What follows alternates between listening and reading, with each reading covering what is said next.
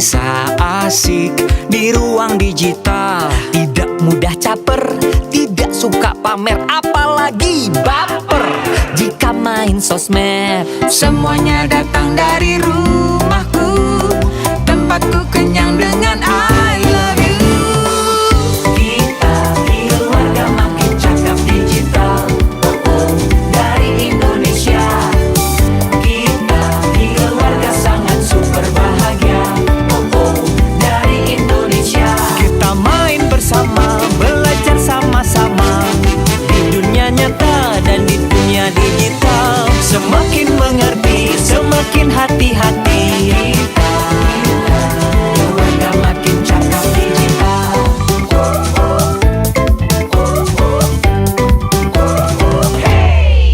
Semua memang sibuk, tapi semua mau punya waktu untuk saling membantu, bekerja sama untuk saling menjaga, berhati-hati menyaring berita. Semuanya datang dari rumahku, tempatku kenyang dengan I love you. I love you. Kita keluarga makin cakap digital, dari Indonesia. Kita keluarga sangat super bahagia, dari Indonesia. We are very super happy family, dari Indonesia. Kita keluarga sangat super bahagia, dari Indonesia. Kita main bersama, belajar sama-sama di dunia nyata dan di dunia digital. Semakin mengerti, semakin hati-hati. Kita keluarga makin cakap digital. Kita keluarga makin cakap digital.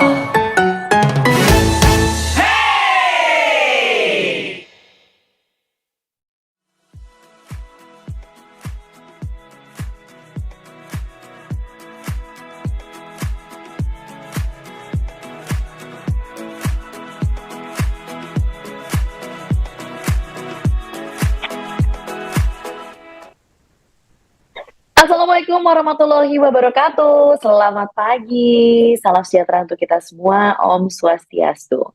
Selamat datang di acara Makin Cakap Digital 2023 untuk pendidikan DKI Jakarta, Banten dan sekitarnya dengan tema teknologi untuk mendukung proses belajar dan mengajar.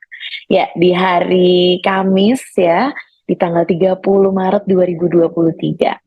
Saya Putih Sasti yang akan menjadi moderator pada pagi hari ini. Ya, kegiatan Makin Cakap Digital 2023 untuk pendidikan DKI Jakarta, Banten dan sekitarnya diselenggarakan oleh Kementerian Komunikasi dan Informatika bekerjasama dengan Siberkreasi. Sebelum acara dimulai, dimohon untuk para peserta ya agar dapat memperhatikan hal-hal berikut ini. Yang pertama, untuk penulisan nomor ID ya untuk pelajar itu seperti nama akhir, spasi, 4 digit terakhir NIS ya, spasi nama sekolah. Dan buat guru, nama terakhir, spasi 4 digit terakhir nomor handphone, spasi nama sekolah, begitu. Mengaktifkan kamera selama acara berlangsung, selanjutnya menuliskan pertanyaan pada kolom komentar yang tersedia, dan pastinya menonaktifkan mode suara, begitu ya. Dalam kegiatan ini, pastinya nanti di akhir acara akan ada hadiah berupa dompet digital atau digital wallet yang akan dibagikan kepada 10 penanya terbaik untuk pagi hari ini. Nah, sebelum kegiatan ini kita mulai, ada baiknya kita berdoa bersama terlebih dahulu, ya. Untuk itu langsung saja berdoa bersama menurut kepercayaan masing-masing dimulai.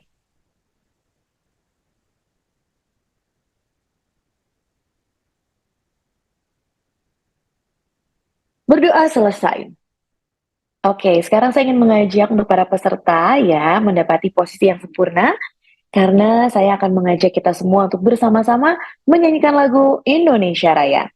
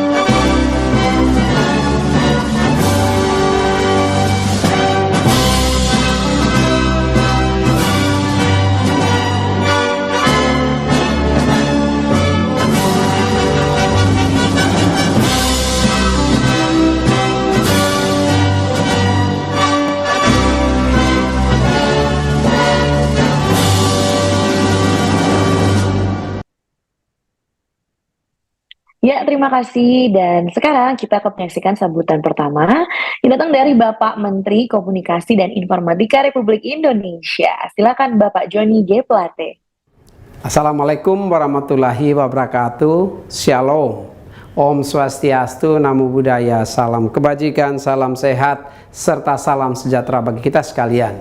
Yang saya hormati Ibu, Bapak, tamu undangan, dan narasumber, para peserta program literasi digital nasional Indonesia Makin Cakap Digital. Situasi pandemi COVID-19 telah mendorong kita untuk terus beradaptasi dan bertransformasi dalam berbagai aktivitas kehidupan. Dampak pandemi COVID-19 makin memicu disrupsi pada berbagai sektor kehidupan yang sebelumnya dipicu oleh revolusi industri 4.0. Hal ini terlihat dari semakin majunya teknologi cloud computing, Internet of Things atau IoT, Artificial Intelligence, AI, Big Data Analytics, Advanced Robotics, hingga Virtual Reality yang telah membawa perubahan di semua bidang kehidupan, termasuk dunia pendidikan.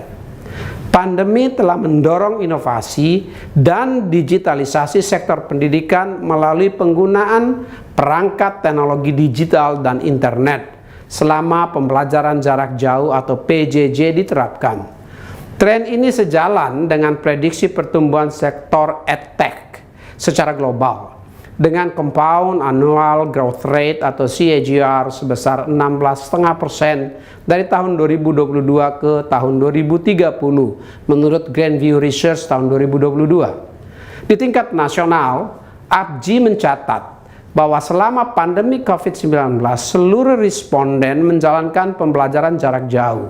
Oleh karenanya, kualitas jaringan internet menjadi esensial bagi pelaksanaan PJJ. Selain memastikan ketersediaan akses internet di lokasi layanan pendidikan, Kementerian Komunikasi dan Informatika juga berupaya menyiapkan SDM bidang digital dalam menyambut pembelajaran secara daring atau dalam jaring. Di tingkat kemampuan digital dasar, Kementerian Komunikasi dan Informatika secara konsisten menjalankan program literasi digital nasional yang ditujukan bagi para siswa, para mahasiswa, hingga tenaga kependidikan. Kementerian Kominfo juga bekerja sama dengan kampus-kampus dalam menjalankan kuliah kerja nyata bertemakan literasi digital. Ibu, Bapak, hadirin sekalian, sejak dilaksanakan pada tahun 2017, program literasi digital nasional telah menjangkau lebih dari 12,6 juta masyarakat. Pada tahun ini, tahun 2022, setidaknya akan diberikan pelatihan literasi digital kepada 5,5 juta masyarakat.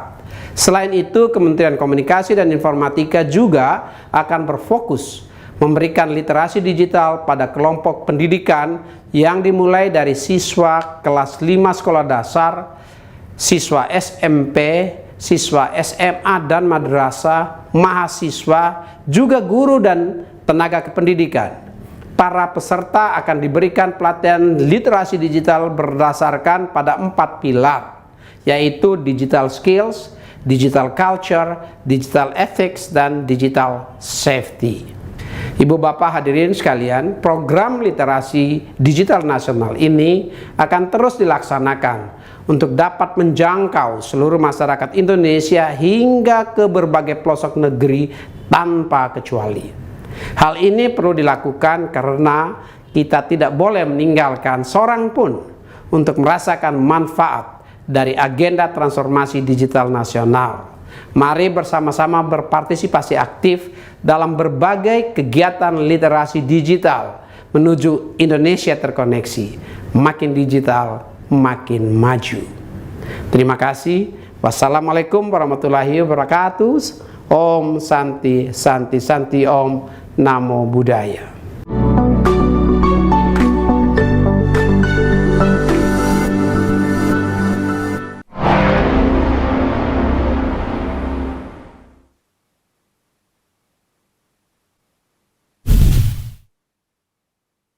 Ya, Waalaikumsalam warahmatullahi wabarakatuh. Terima kasih kepada Bapak Joni untuk sambutannya. Dan sekarang kita akan menyaksikan sambutan kedua ya, dan pastinya ada sedikit paparan materi juga. Langsung saja saya panggilkan kepada Ibu Sulastri, silakan.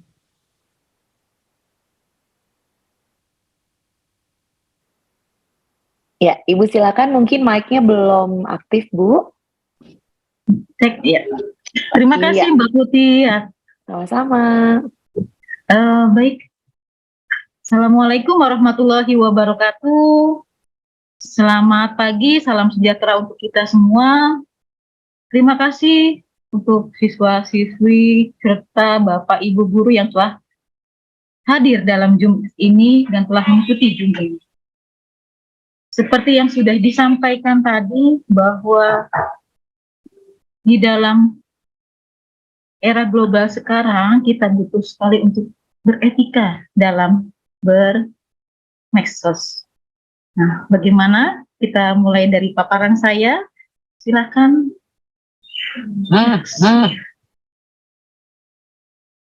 Ya. Perkenalkan, nama saya Sulastri. Saya mengajar di SMA Negeri 72 Jakarta.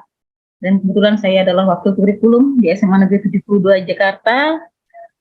Sekaligus juga guru penggerak angkatan kelima serta pengurus MGMP wilayah di Jakarta Utara 2. Selain itu juga saya adalah pengurus Forum Wakur DKI Jakarta. Baiklah, untuk selanjutnya kita akan bagaimana dengan etis. Ini bisa dijungkat agak keluar. Dalam beretika medsos, kita kadang seenaknya ya, kadang kurang baik dalam penyampaian, kadang juga harus ada beberapa hal yang harus kita perhatikan. Ini anak-anakku sudah hadir semua ya, mudah-mudahan di ruangan ini sudah hadir semua, supaya tersampaikan apa yang akan disampaikan oleh saya selaku narsum.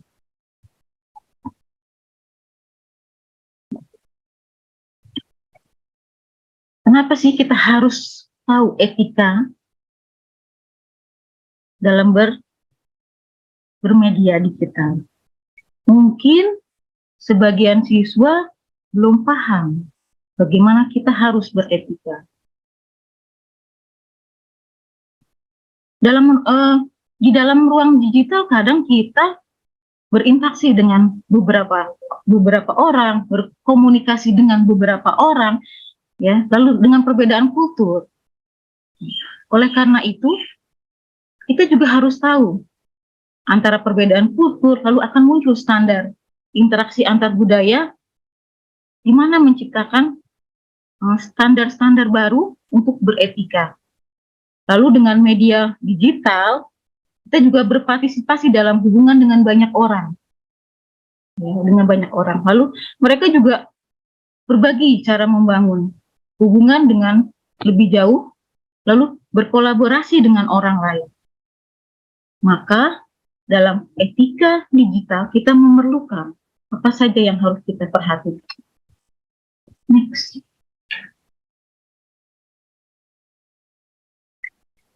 Next. Nah, untuk ruang lingkupnya etika, yang kita harus perhatikan adalah kesadaran bagaimana kita untuk memiliki tujuan dalam hal bermedsos dan tanggung jawab di mana konsekuensi dan perilakunya kita juga akan menjadikan tanggung jawab. Lalu integritas, di mana kejujuran, menghindari plagiat, karena sekarang sudah banyak sekali ya plagiat, jadi kita harus memahami tersebut. Lalu juga kebajikan apa atau hal-hal nilai-nilai apa yang bermanfaat bagi kita, bagi seluruhnya, dan bagi yang menggunakan medsos. Next. Ya, next. kadang kita bertanya, apa sih etiket berinternet? Etiket berinternet itu mungkin adalah satu, bisa saya kasih pandangan, itu merupakan tata krama dalam menggunakan internet. Tata krama atau cara, ya, bagaimana kita menggunakan internet secara baik. Kita harus selalu menyadari bahwa kita terhubung, kita berinteraksi dengan dunia luar, dengan sesama manusia nyata di dalam sebuah jaringan, di mana jaringan ini saling menghubungkan, bukan sekedar dengan dengan huruf-huruf ya, tapi dengan sesuatu lain yang ada di layar monitor. Gitu. Bisa jadi sesama manusia, dan kita juga harus tahu karakter masing-masing. Next. Nah, apa sih etiket yang harus diterapkan dalam hal sehari-hari dalam kita bermedsos? Yang pertama, yang pasti kita jangan menggugah konten yang mengganggu orang lain. Itu sudah pasti ya. Misal kadang-kadang kita secara tidak langsung mungkin gitu ya, kita melakukannya gitu, melakukan itu. Nah, itu sebenarnya harus kita hindari. Lalu apalagi? Iya, betul. Kita harus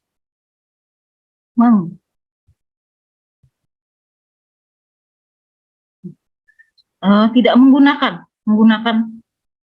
konten yang mengganggu orang lain, ya, mengganggu orang lain. Lalu menghindari publikasi konten yang merugikan orang lain. Misalnya dengan mencuri konten orang gitu ya, tapi tanpa memberitahukan bahwa ini konten seseorang gitu ya. Nah, itu juga harus kita perhatikan. Lalu penggunaan huruf, ternyata itu juga bisa membuat bermasalah penggunaan huruf. Di mana penggunaan huruf kapital itu juga bisa menyebabkan orang mungkin kita menganggap biasa gitu ya menggunakan huruf kapital, tetapi ternyata bisa membuat orang menjadi emosi. Disangkanya kita mengundang mereka marah atau sebagainya gitu. Padahal maksud kita hanya memperjelas gitu. Oleh karena itu hati-hati dalam penggunaan huruf kapital. Lalu sebelum kita publikasikan juga cek dulu kebenaran konten. Gitu. Apakah ini orang tersebut ingin kita bagikan atau tidak? Biasanya kan kalau tidak dibagikan juga biasanya di password atau apa ya. Nah, jangan langsung kita main bagikan karena biasanya dia ada batasan tertentu. Jangan langsung kita bagi.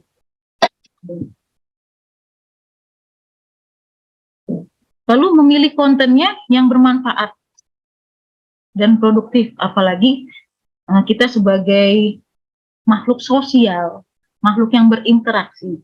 Ya. Jadi pilih konten yang bermanfaat dan produktif, yang akhirnya memberikan manfaat banyak untuk orang banyak, untuk teman, untuk rekan sejawat, gitu ya. Dan menulis komentarnya juga dengan yang sopan dan santun.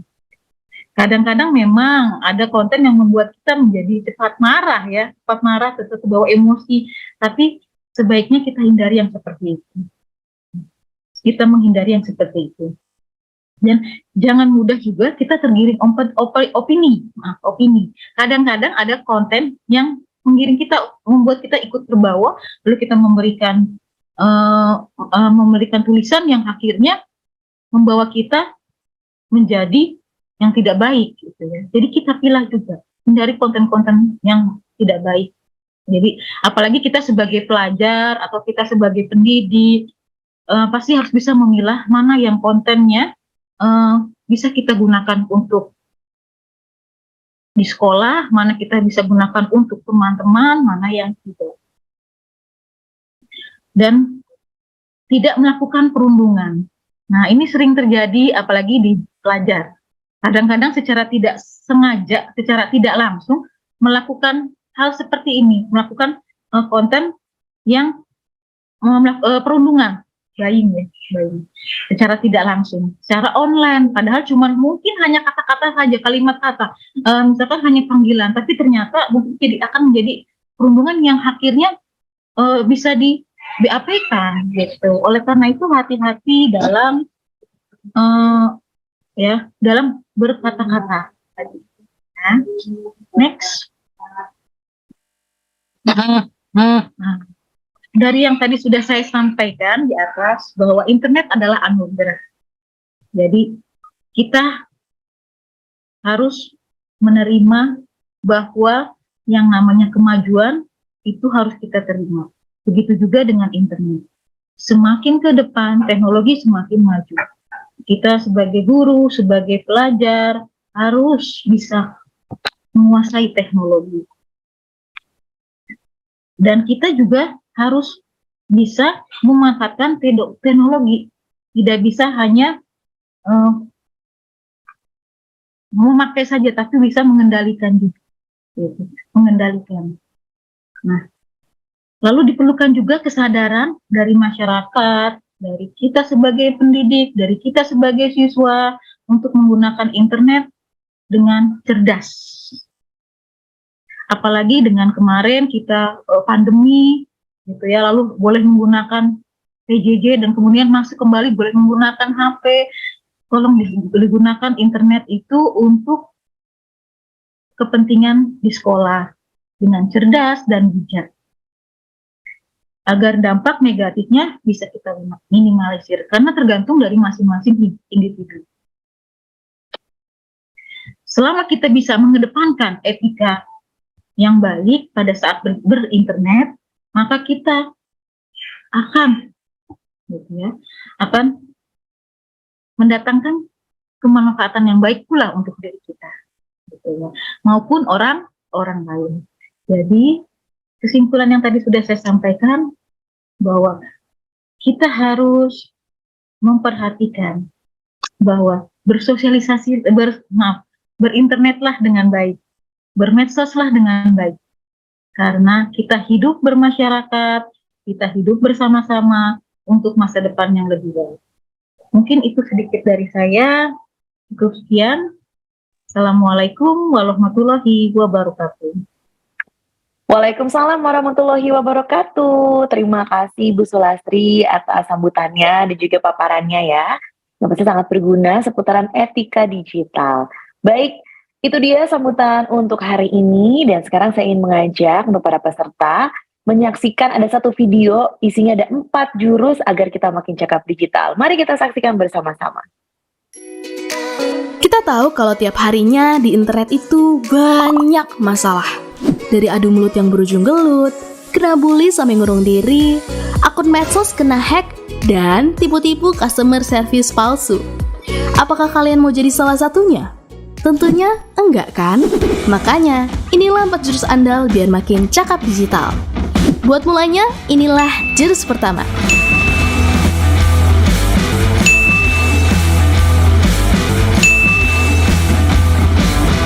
Kita mesti jaga etika biar netizen Indonesia nggak lagi dikenal paling nggak sopan se-Asia Tenggara. Bayangin etika di dunia maya itu sama pentingnya kayak dunia nyata. Lalu, biar internet makin tentram, tanpa perpecahan, inilah jurus kedua.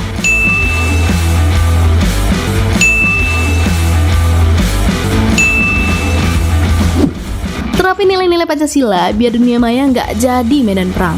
Saat dasar budaya kuat, kita jadi bisa menempatin dunia digital sampai maksimal.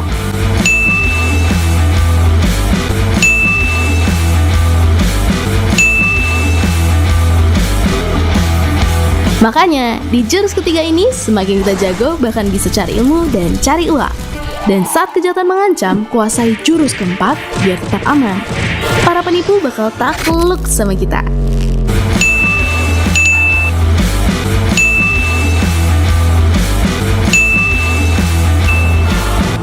Jadi, siap untuk menguasai jurus-jurus biar cakap digital?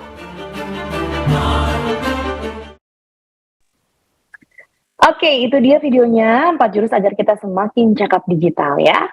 Nah, pada kesempatan Makin Cakap Digital 2023 untuk segmen pendidikan wilayah DKI Jakarta, Banten dan sekitarnya akan membawa topik teknologi untuk mendukung proses belajar dan mengajar.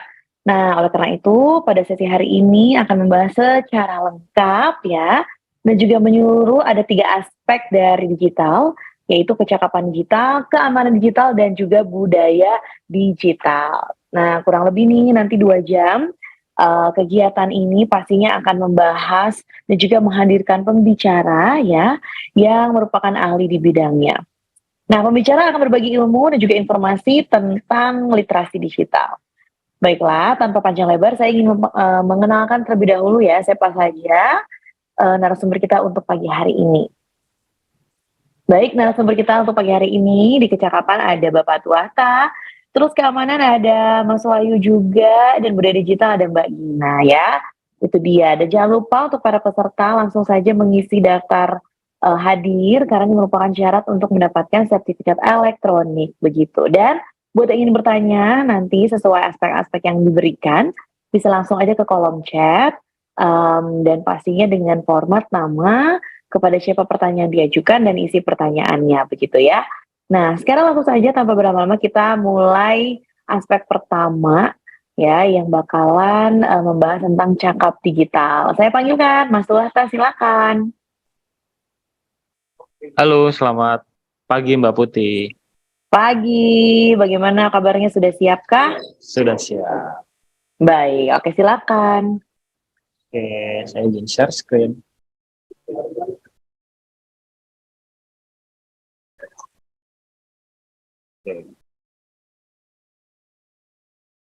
Oke, selamat pagi semuanya para peserta literasi digital. Ya, di sini kita akan belajar bersama-sama tentang cakap bermedia digital dan bagaimana teknologi untuk mendukung proses belajar mengajar. Oke, perkenalkan nama saya Tuah Tasyolan, bisa dipanggil Olan. Saya di sini sebagai IT trainer di Edukasi for ID. Nanti kalau ada pertanyaan tentang cakap digital, setelah sesi ini berakhir, misalkan mau bertanya lebih lanjut, bisa langsung ke kontak Instagram, bisa ditanyakan tentang cakap digital. Oke, kita lihat di sini tentunya perkembangan teknologi itu makin pesat ya, sebagai pilar dalam indeks informasi dan literasi data ya. Jadi masyarakat Indonesia tuh kita tuh bukan hanya karena pengguna internet itu banyak, jadi kita tuh harus paham betul ya dalam mengakses, mencari, menyaring, dan memanfaatkan setiap data dan informasi yang diterima. Jadi nggak sembarangan kita menggunakan gadget kita atau menggunakan internet, tapi kita harus bisa tadi kita tahu cara aksesnya, kita tahu cara carinya kalau ada hoax ya, terus kita bisa saringnya, terus kita bisa manfaatkan ya tentunya buat pembelajaran. Nah, cakap bermedia digital ini ada 5 ya, ada 5, mulai dari landscape ya, mesin pencarian, cakap bermedia digital, aplikasi, sama dompet digital. Jadi balik lagi kita harus mampu mengetahui, memahami, dan menggunakannya. Ya, dari landscape cakap bermedia digital ini kita harus paham dari perangkat kerasnya, perangkat lunaknya, gitu. Jadi biar ada keseimbangan antara pengetahuan tersebut. Tuh. Nah, untuk landscape digital ini kita harus paham betul pengetahuan dasar perangkat keras ya. Jadi fungsi perangkat keras itu kita harus tahu betul. Terus perangkat dasar mengoperasikan perangkat lunak dan aplikasi itu juga harus tahu betul. Jadi bukan hanya sebatas kayak menginstal aplikasi gitu. Tentunya dibekali dengan cakap bermedia digital, kita juga bisa lebih berhati-hati dalam menggunakan aplikasi dan menggunakan internet. Ya, di sini kita bisa lihat ya, ada hardware, ada software, ada brandware. Jadi brandware ini adalah kita yang menggunakan hardware tersebut dan software tersebut gitu. Jadi kita sebagai brandware ini kita harus dibekali dengan cakap bermedia digital gitu. Jadi nggak sembarangan untuk hanya mengakses saja. Ya tentunya kita bisa lihat yang viral-viral ya, banyak orang yang menyebarkan kebencian, menyebarkan tentang hoax, terus menyebarkan tentang penipuan ya, itu karena dia nggak cakap bermedia digital, makanya melakukan hal-hal yang tidak baik seperti itu. Lalu di media digital ini, biar kita makin cakap ya, sistem operasi itu ternyata banyak ya. gitu. Jadi nggak cuma hanya yang kita tahu Windows aja, tapi banyak sekali. Ada Linux, ada FreeBSD, macOS, dan lain-lain. Dan begitu pula dengan aplikasi. Aplikasi juga untuk saat ini banyak sekali ya, yang fiturnya juga hampir-hampir sama. Tuh. Tetapi dengan kitanya paham betul tentang aplikasi tersebut, cakap dengan aplikasi tersebut, kita bisa memanfaatkannya dengan baik. Walaupun setiap aplikasi punya fitur keunggulan yang sama, tapi punya target yang berbeda-beda gitu. Jadi kita harus cakap. Nah, dari segi mesin pencarian, kita harus bisa tahu nih mesin pencarian itu apa aja, proses kerjanya bagaimana, terus cara menggunakannya seperti apa, terus informasi apa yang bisa kita cari di mesin pencarian. Ya tentunya mulai dari kita untuk belajaran ya, dari akademik, terus kita bisa gunakan kata kunci efektif supaya kita saat mencari informasi tugas-tugas kita itu bisa terukur, terus bisa bisa mencari fakta yang benar dari informasi yang kita terima, kita bisa cari di mesin pencarian kita. Nah, tentunya mesin pencarian itu juga banyak sekali ya. Di setiap negara itu bisa berbeda-beda kewajiban menggunakannya. Kalau kita sendiri di Indonesia, kita paling banyak menggunakan Google gitu. Nah, penggunaan mesin pencarian ini bisa berdasarkan kata kunci ya. Jadi apa yang kita butuhkan informasinya, kita tinggal cari kata kuncinya, itu pasti akan ketemu gitu, yang sesuai dengan kata kunci tersebut. Jadi jangan mencari berdasarkan teks yang terlalu panjang, itu malah informasinya lari kemana. Terus kita bisa menggunakan mesin pencarian informasi ini berdasarkan fitur suara ya. Jadi bisa banget kalau kita ya misalkan agak ngetiknya agak mager gitu kan, kita bisa pakai suara gitu. Nah, tipsnya untuk menggunakan mesin pencarian, kita bisa gunakan filtering ya. Filtering ini fungsinya adalah kita bisa mengkelompokkan atau mengkategorikan apa nih yang kita butuhkan. Misalkan saya butuh literasi digital. Nah, saat literasi digital, saya butuh videonya deh. Jadi kita bisa kategorikan, saya butuh videonya aja, kita klik videonya. Yang akan muncul di mesin pencarian kita adalah video tentang literasi digital. Jadi disesuaikan sama kebutuhan kita. Jadi kita bisa memanfaatkan fitur-fiturnya. Nah, lalu di aplikasi percakapan media sosial itu, kita harus tahu nih perbedaannya, perbedaan aplikasi media sosial ya. Terus kita harus tahu setelan dasar aplikasi percakapan media sosial, terus kita harus tahu simbol emojinya supaya nggak salah kirim. Terus kita bisa menggunakan media sosial, kita lawan berita-berita hoax ya, atau kita bisa produksi dan distribusi konten. Jadi kalau kita bisa produksi konten kita, habis itu kita bisa distribusikan konten kita ke media sosial kita. Ya tentunya kita harus punya pemahaman dulu biar makin cakap ya. Dari kita harus pahami kelebihan dan kekurangan setiap media sosial. Tentunya di sini yang paling banyak itu ada Facebook, Instagram, dan Twitter, dan YouTube. Kalau kelebihannya di sini sudah terlihat ya. Ada Facebook itu dia penggunanya paling banyak ya. Kalau Instagram itu fiturnya menarik, kualitas gambarnya itu banyak yang bagus ya. Terus kalau Twitter itu kita distribusi informasinya cepat ya, informasi yang kita dapatkan bisa cepat, tapi ringkas gitu. Jadi kita biasanya informasi yang paling update itu di Twitter. Lalu ada yang terakhir ada YouTube ya, yang keempat. Ya ini yang YouTube ini menyajikan berupa video ya dengan durasi yang nggak terbatas. Nah, bisa juga live streaming misalnya. Nah, kekurangannya tentunya ada di media sosial tersebut ya. Kalau Facebook itu heterogen ya, jadi informasi yang muncul itu terlalu banyak, jadi banyak sekali ya campur-campur lah di sana. Kalau Instagram itu unggahannya terbatas gambar dan videonya.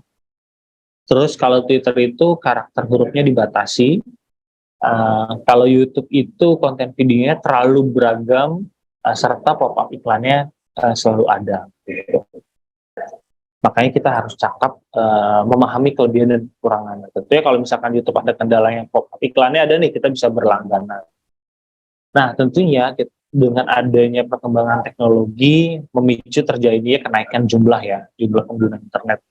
Nah, internet ini bisa memberi kita kemudahan bagi hampir semua kegiatan, mulai belajar, bekerja, berbisnis, maupun untuk tujuan lainnya.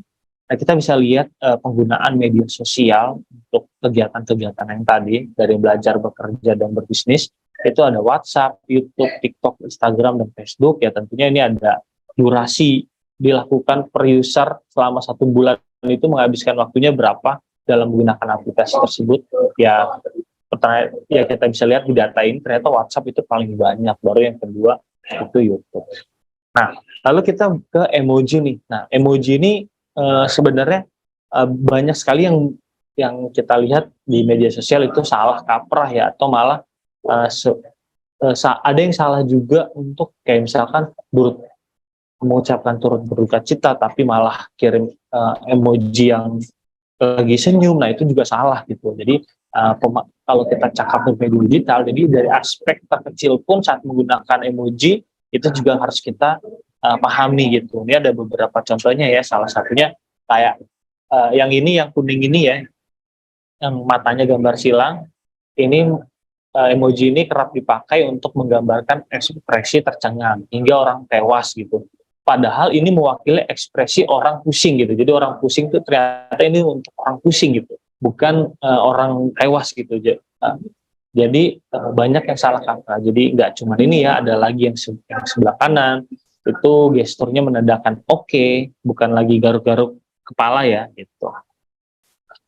Nah, lanjut lagi kita ke aplikasi dompet digital. Jadi biar makin cakap kita menggunakan media. Kita tahu tentang software, hardware, terus kita tahu tentang media sosial. Nah, kita tahu tentang emoji dengan isi-isinya, lalu kita juga harus paham betul dengan aplikasi dompet digital. Ya, pertama yang kita harus kenali karakter dompet digital tersebut biar kita tahu layanannya itu seperti apa, karena setiap dompet digital tentunya punya fitur yang berbeda.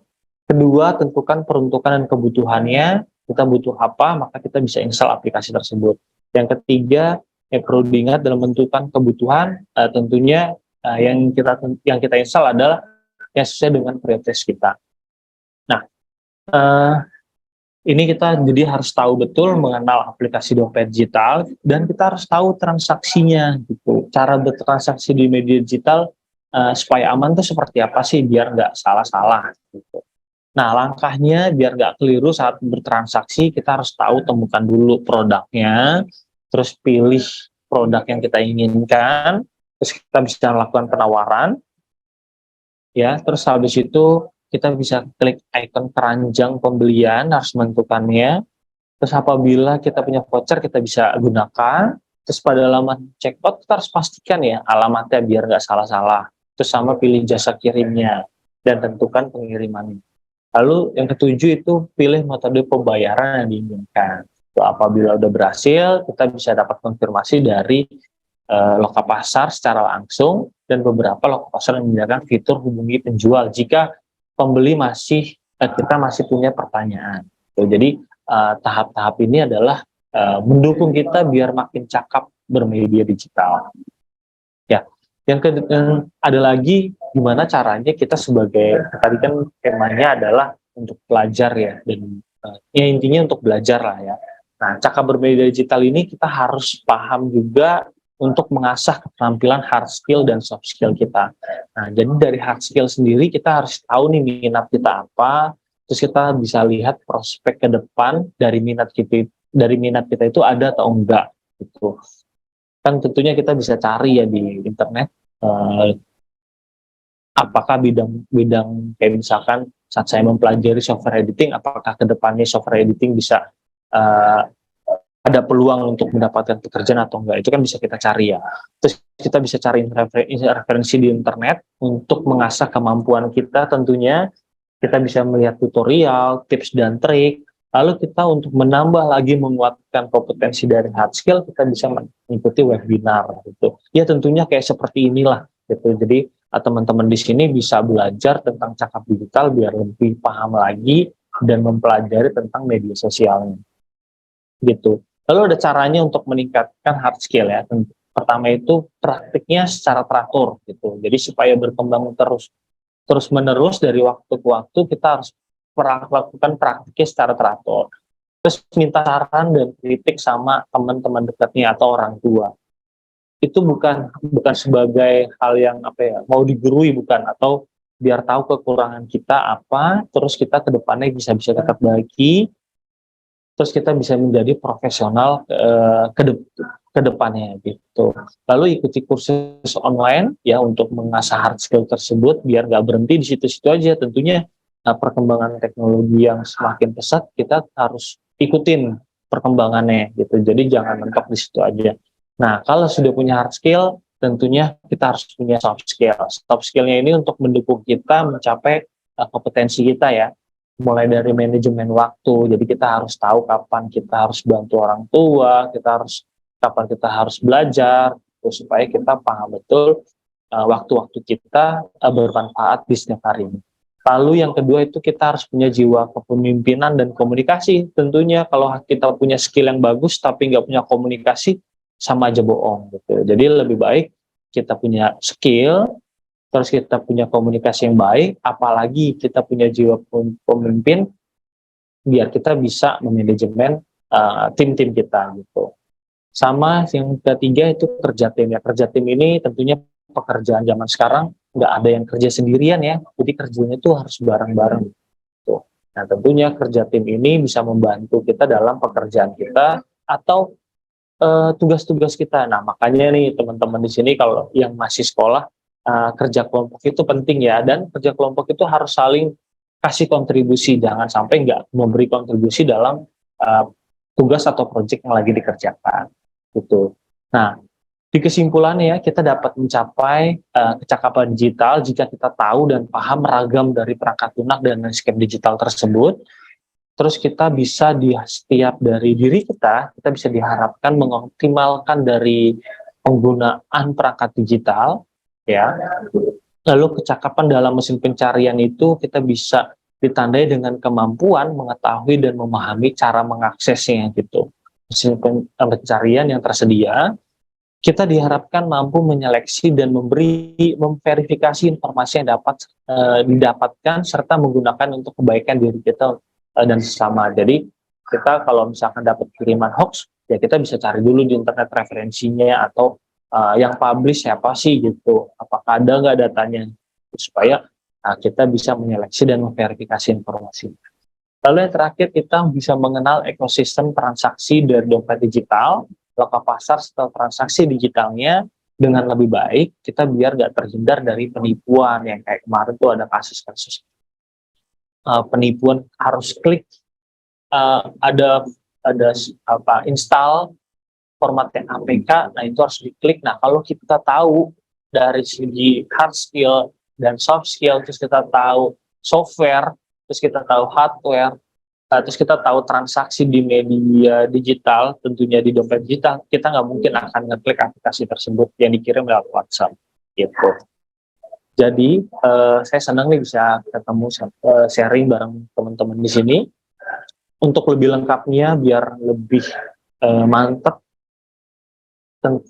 tentang cakap media digital, bisa download di literasidigital.id atau follow IG Cyberkreasi biar mendapatkan insight-insight atau informasi tentang cakap bermedia digital.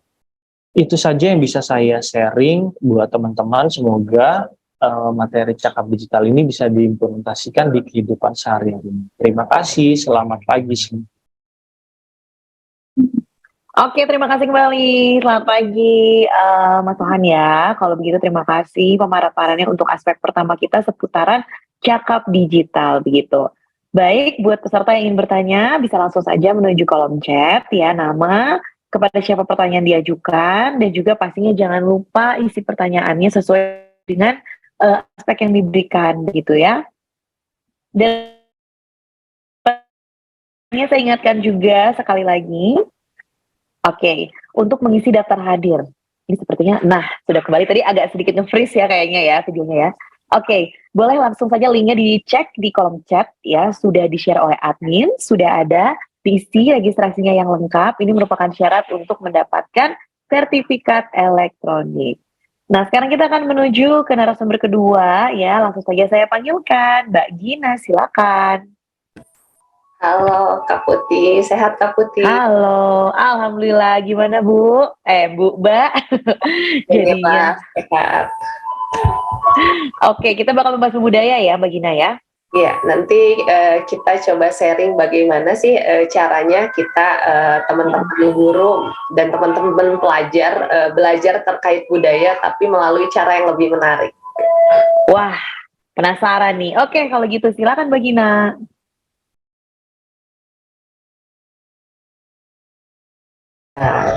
Siap.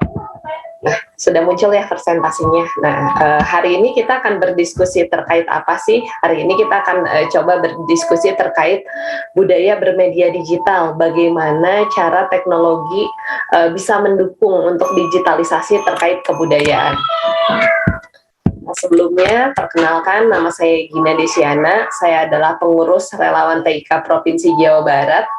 Dan saya juga merupakan seorang kreator gamebot, yaitu gamebot terkait literasi digital serta founder dari Goleti atau gerakan online belanja komoditi dan narasumber di beberapa kegiatan seperti Makin Cakap Digital, Pandu Digital, dan pendamping untuk UMKM. Nah, bagi teman-teman di sini yang ingin berkomunikasi dengan saya bisa melalui kanal sosial media saya di @ginadesiana, atau bagi teman-teman yang ingin mengetahui terkait literasi digital itu apa sih, nah teman-teman juga bisa kepoin Instagram dari relawan TIK. Nah, apa sih Kak Gina tadi gamebot literasi digital itu? Nah, kami di Dolanan You itu membuat gamebot terkait literasi digital. Bagaimana kita menciptakan media pembelajaran khususnya untuk anak-anak terkait literasi digital. Jadi anak-anak kan kadang, aduh literasi digital apa sih? Susah ya, agak berat ya untuk dijelaskan. Nah, kita buat dalam bentuk permainan. Atau teman-teman di sini nih ada yang suka desain, ada yang suka karikatur gitu. Teman-teman juga bisa kok gitu membuat permainan-permainan yang kita bisa ciptakan untuk mengenalkan ke teman-teman kita atau membuat media pembelajaran yang baru gitu. Nah, bagaimana cara kita mengenal budaya digital, hoax terkait kecakapan digital, tapi melalui media pembelajaran yang lebih menarik. Nah, sebelum mulai nih terkait lebih dalam mengenai budaya digital, mungkin di sini saya akan sedikit bertanya ya, ada yang tahu nggak sih berapa sih jumlah suku bangsa di Indonesia? Nah, mungkin teman-teman bisa tulis di kolom chat, berapa sih jumlah suku bangsa yang ada di Indonesia? Oh, benar ya teman-teman, di sini ada yang muda tadi, ada yang langsung chat Japri nih. Oh, ada 1.340 suku bangsa di Indonesia dan ada 2.500 bahasa daerah serta ada 6 agama yang diakui oleh Indonesia. Banyak sekali ya teman-teman, betapa beragamnya Indonesia, betapa kayanya Indonesia. Tidak ada negara lain yang memiliki kekayaan seperti kita, memiliki suku bangsa yang sangat banyak, bahasa daerah yang sangat banyak. Nah, berarti apa sih? Nah, sekarang kita berdiskusi terkait budaya bermedia digital. Apa sih yang harus kita ketahui terkait budaya bermedia digital ini? Bagaimana kita harus mengetahui terkait pengetahuan dasar-dasar akan nilai Pancasila dan Bhinneka Tunggal Ika. Terus kita juga harus menjadi pelaku untuk digitalisasi kebudayaan itu sendiri ya teman-teman, dan mencintai produk-produk dalam negeri, serta bagaimana cara kita mengetahui akan hak-hak digital. Nah, tadi sempat disinggung ya oleh Bu Sulastri terkait apa sih? Terkait adanya pergeseran budaya. Kita biasanya dulu melakukan aktivitas itu secara offline ya teman-teman. Kemudian terjadi pandemi, semua berubah menjadi online. Belajar yang tadinya biasa datang ke sekolah, tiba-tiba harus dilakukan melalui online ya teman-teman. Yang biasanya nongkrong bareng teman-teman, langsung nongkrong di kafe, di mall, tiba-tiba kita hanya bisa berkomunikasi dengan teman kita melalui sosial media. Nah, adanya pergeseran budaya di situ teman-teman karena pandemi. Dan sekarang budaya juga mulai bergeser lagi teman-teman dengan adanya hybrid. Hybrid itu apa sih? Yaitu offline dan online dilakukan secara bersamaan. Seperti hari ini ya, teman-teman mungkin ada di kelas, sedangkan narasumber atau pemateri ada di online, ada di Zoom gitu. Nah, adanya pergeseran budaya di mana walaupun kita terpisah jarak waktu, tapi kita masih bisa tetap belajar bersama, diskusi bersama, sharing-sharing bersama. Nah, pergeseran budaya ini menyebabkan apa sih? Artinya kita lebih banyak melakukan aktivitas kita di dunia digital ya teman-teman. Tapi apa yang terjadi sih? Nah, tadi video pembuka bercerita ya terkait netizen kita itu ternyata netizen yang tidak sopan ya teman-teman. Sedih ya dengarnya gitu. Masih rendahnya tingkat toleransi kita, masih rendahnya tingkat kita itu masih merasa kayak orangnya nggak ada kok gitu. Kita bisa ngomong apa aja kok gitu. Toleransi di situ terjadi adanya gap toleransi di situ. Nah, kenapa sih toleransi di media digital ini masih sangat rendah? Nah, karena apa sih? Karena masih rendahnya pemahaman kita akan Pancasila dan nilai Bhinneka Tunggal Ika. Kita kadang merasa, kita kan demokratis, kita bisa bicara apa aja, boleh bicara semaunya kok gitu, mau apa aja. Tadi juga Bu Sulastri sempat menyinggung ya gitu, bukan berarti kita ada di dunia digital lantas kita bisa bicara apa aja. Teman-teman harus tahu ya bahwa kita di ruang digital nyinyir orang lain, orangnya ada walaupun memang terpisah oleh layar. Mereka juga sama seperti kita, memiliki perasaan. Kalau dibully tetap sedih ya. Nah, hal-hal seperti itu yang harusnya kita pahami terkait bagaimana cara kita memahami bahwa kalau di ruang digital itu ternyata kita harus tetap sopan kok, sama seperti kita di dunia nyata. Terus kita juga masih kadang kita memiliki ketidakmampuan membedakan keterbukaan informasi di ruang publik ya teman-teman. Masih suka terjadi pelanggaran privasi di ruang digital. Kita ngerasa dia cuma artis kok, dia cuma teman kita kok, kita boleh berkomentar apa saja, kita boleh kepoin hidup dia semaunya gitu. Tapi ingat ya teman-teman, mereka juga harus memiliki privasi ya teman-teman. Kita tidak bisa terlalu lebih dalam kepoin hidup orang. Karena kita pun akan merasa hal yang sama. Kita juga nggak suka terlalu dikepoin sama orang. Seperti itu ya teman-teman. Nah, terus apa sih yang harus kita jadikan landasan di ruang digital ini agar kita tetap berbudaya ya teman-teman. Pancasila mengajarkan kita banyak hal dan Bhinneka Tunggal Ika juga memberikan poin-poin tersendiri untuk menjadi landasan untuk kita bagaimana berbudaya di media digital ini. Nah, yang pertama, sila pertama mengajarkan kita untuk saling menghormati ya teman-teman. Walau kita beragam, kita memiliki kepercayaan yang berbeda, suku yang berbeda, bahasa daerah yang berbeda, tapi kita harus sama-sama saling menghormati. Bagaimana perbedaan itu tercipta di ruang digital untuk kita tetap jaga ya. Kemudian sila kedua juga mengajarkan kita terkait kesetaraan. Dan sila ketiga mengajarkan kita untuk harmoni, bagaimana kita mementingkan kepentingan Indonesia ketimbang kepentingan kita atau golongan. Kemudian Pancasila juga mengajarkan kita untuk demokratis dan gotong royong tentunya. Nah, budaya digital atau budaya Pancasila menjadikan nilai-nilai Pancasila dan Bhinneka Tunggal Ika ini sebagai landasan kecakapan digital, mewujudkan nilai-nilai Pancasila dan Bhinneka Tunggal Ika sebagai panduan karakteristik kita dalam beraktivitas di ruang digital itu sendiri. Nah, lantas gimana sih nih caranya Kak Gina biar kita menjadi netizen yang berbudaya Indonesia ya? Gitu. Gimana sih caranya? Caranya yaitu kita harus bangga akan budaya Indonesia. Setuju ya, sepakat ya teman-teman di sini, kita harus bangga akan budaya Indonesia. Tapi yang terjadi saat ini apa sih? Yang terjadi saat ini seperti ini ya teman-teman, budaya asing mulai masuk. Mungkin ini kemarin sempat sangat viral ya teman-teman terkait budaya asing yang masuk ke Indonesia, dan netizen kita sangat heboh sekali. Mungkin teman-teman di sini ada yang menyaksikan salah satu konser dari girl band asing gitu. Mungkin teman-teman ngerasa bagaimana antusias generasi muda kita terkait masuknya budaya asing gitu. Terus kenapa sih Kak Gina kok bisa budaya asing itu menyita perhatian kita sangat luar biasa?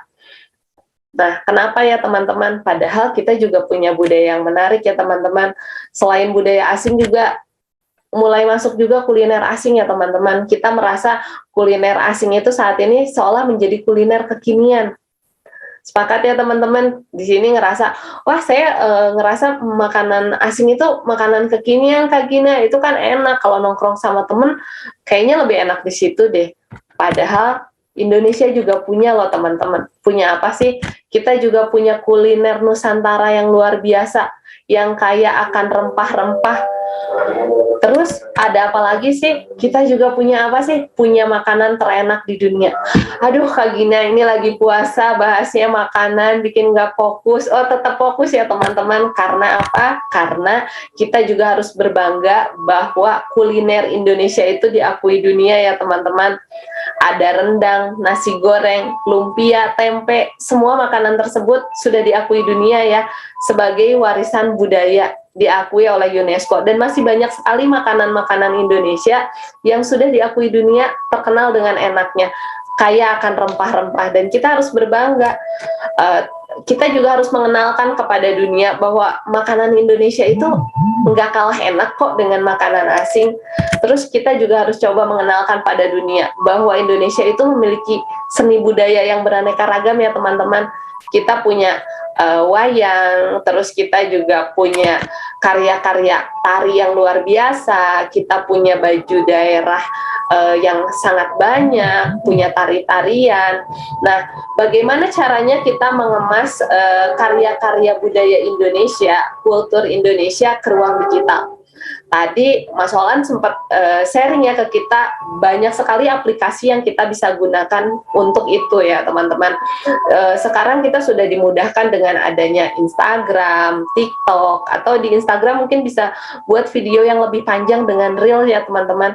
Bagaimana cara kita membuat konten-konten terkait budaya yang sangat menarik ya teman-teman.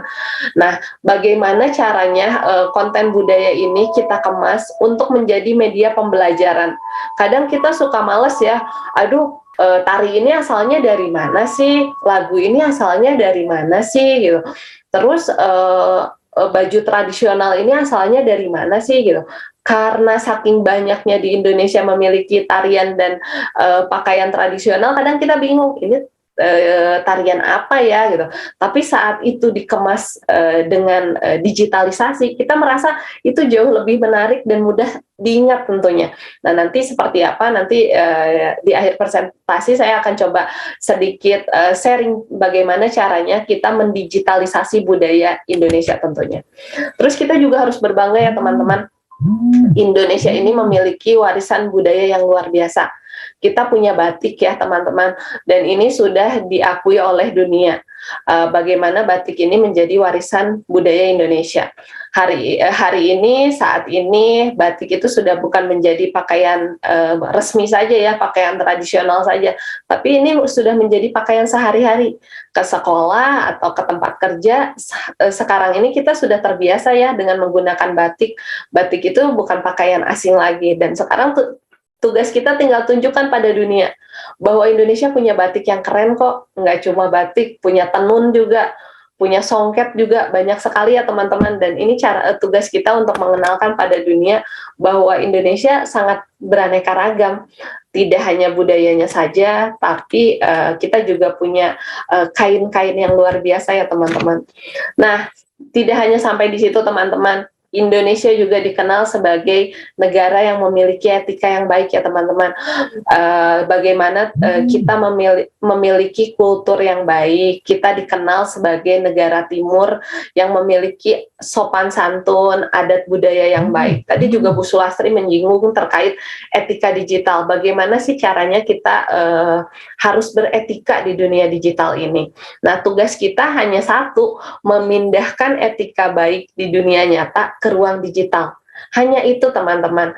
Jadi teman-teman jangan merasa di ruang digital kita bebas ngapain aja. Tidak seperti itu ya teman-teman. Tunjukkan pada dunia bahwa Indonesia juga memiliki etika yang baik, tidak hanya di dunia nyata tapi di dunia digital juga.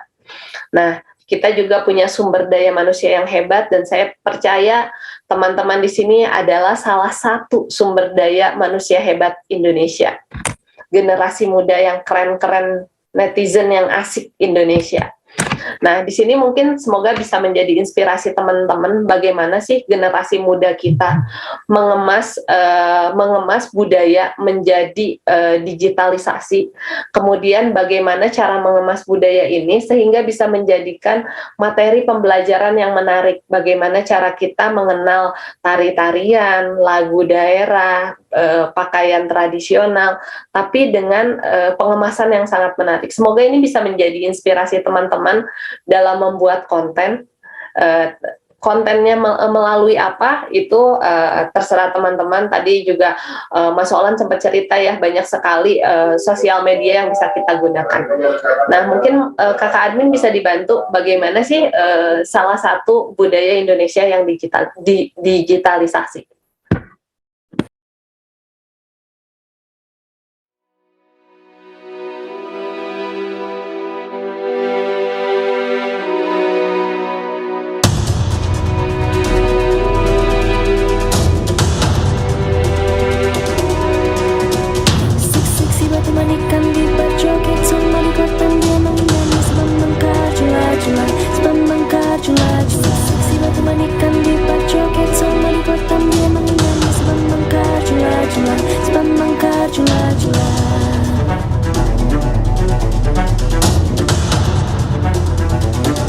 Cuplak-cuplak suang-suange tinggal lenter, membuka tondong kudel, pak empong lerak-lere sopong guyun dele ake sirpong dele kopong sirpong dele kopong. Ampar-ampar pisangku belum masak sabigi diurung bari-bari manggalepok patah kayu pengkok dimakan api, apinya cangcurupan. Rasa sayang-sayangi, lihat dari jauh. Rasa sayang-sayangi, lihat dari jauh. Rasa sayang-sayangi.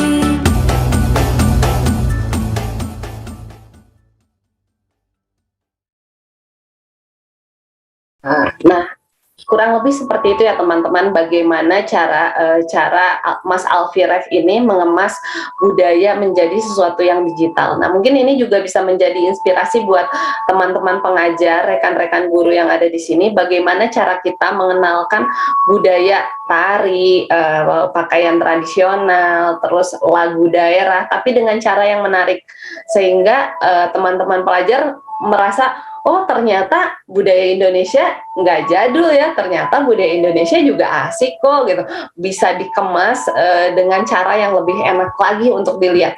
Dan kita juga harus berbangga gitu bahwa Indonesia ini memiliki budaya yang beraneka ragam. Tinggal bagaimana tugas kita untuk menjadikan budaya ini menjadi sesuatu yang menarik dengan cara mendigitalisasi ya teman-teman. Yuk kita banjiri ruang digital kita ini dengan konten-konten yang asik, konten-konten yang menarik, dan kenalkan pada dunia bahwa Indonesia itu keren banget. Nah,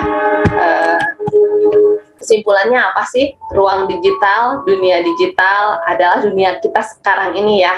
Tugas kita, yuk kita isi dan jadikan ruang digital ini sebagai tempat kita untuk belajar, tempat kita untuk bertumbuh dan berkembang. Terus bagaimana cara kita menghadirkan manusia-manusia yang bermartabat Indonesia yang memiliki toleransi yang tinggi.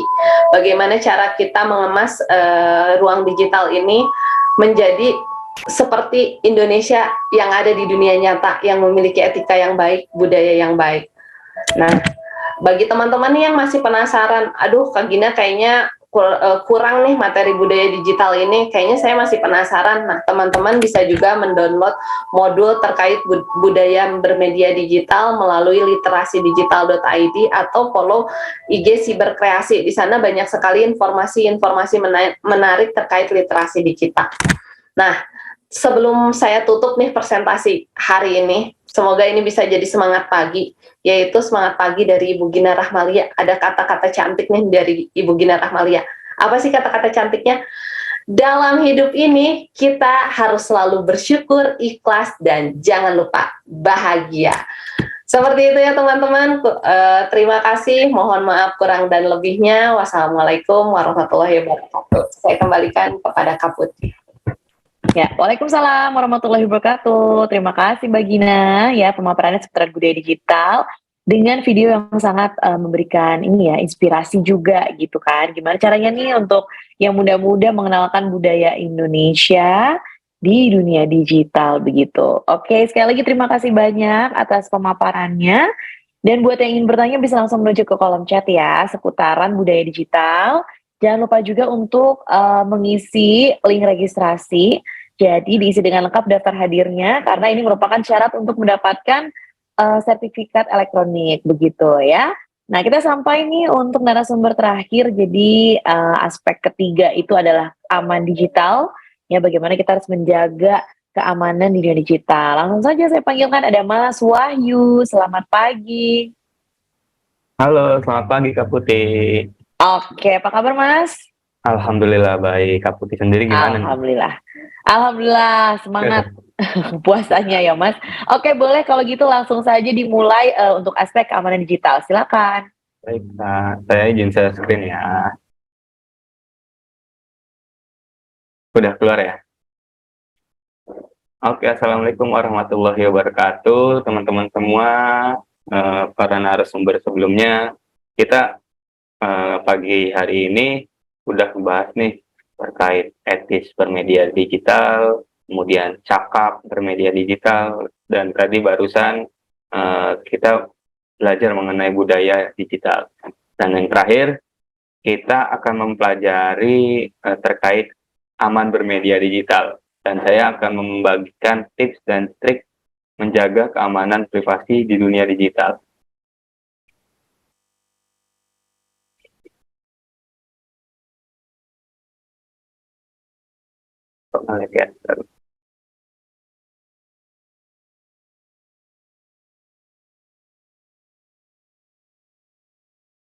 Oke, perkenalkan nama saya Wahyu Septiawan. Saya sekarang bekerja sebagai IT support di Atento. Buat teman-teman yang nanti sekiranya dalam session sharing ini kurang, teman-teman bisa follow Instagram dan Facebook saya. Ada di layar ya, Wahyu_Septiawan 26, dan untuk Facebook Wahyu Septiawan.